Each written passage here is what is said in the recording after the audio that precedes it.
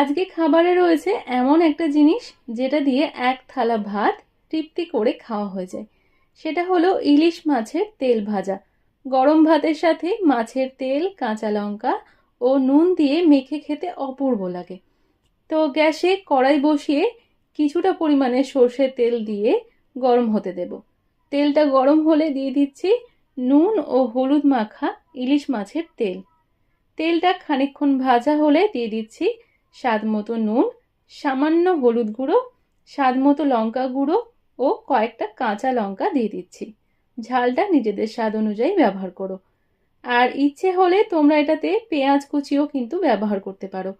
আরও 1 থেকে 1.5 মিনিট ভেজে নিয়ে আঁচ বন্ধ করে গরম গরম ভাতের সাথে সার্ভ করে দাও। আমার মতো আর কারা কারা আছো যারা ইলিশ মাছের তেল দিয়ে ভাত খেতে ভালোবাসো, কমেন্টে কিন্তু অবশ্যই জানিও।